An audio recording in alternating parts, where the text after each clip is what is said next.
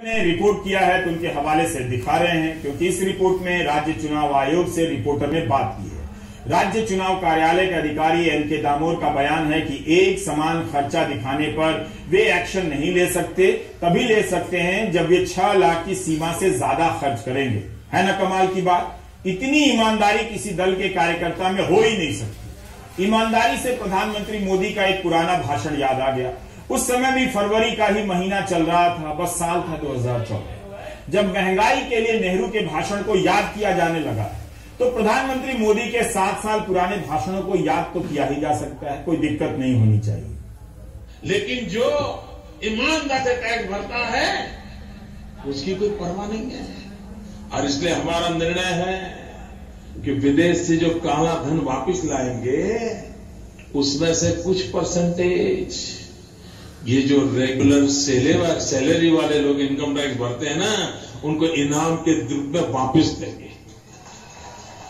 उनकी देशभक्ति की इज्जत की जाएगी। और हमारा हिमाचल तो एक प्रकार से सरकारी नौकरी नहीं समझो है, बंदी इनकम वाले हैं, बेचारे इनकम टैक्स भरना पड़ता है, उनको इसका फायदा मिलेगा। उसमें से कुछ परसेंटेज नियमित सैलरी वाले के खाते में आया क्या? प्रधानमंत्री मोदी को स्टेट्समैन कहा जाता है। स्टेट्समैन की कोई भी बात मामूली नहीं होनी चाहिए, युग बदलने वाली होती है। और प्रधानमंत्री खुद भी कहते हैं कि जो करते हैं करके दिखाते हैं। ये भी इसी फरवरी का बयान है और इसी साल का। मैं इस बात का ये भी सबूत है कि भाजपा की सरकार जो कहती है वो करके दिखाती है।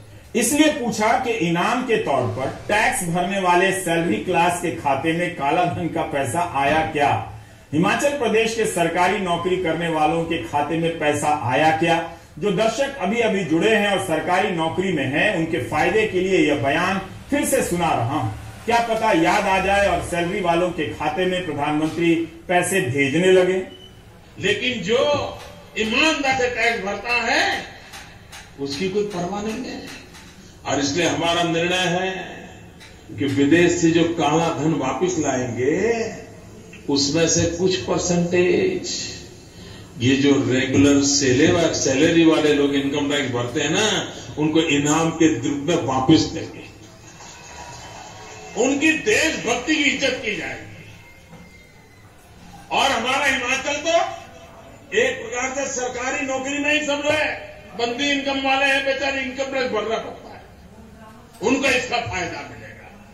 लोकतंत्र को इससे भी खतरा है कि लोगों से वादा कर दें कि 15 लाख खाते में आएगा, बाद में जुमला कह दें। इससे भी खतरा है कि सैलरी वालों के खाते में काला धन का परसेंटेज भेजा जाएगा, वादा कर दे भूल गए।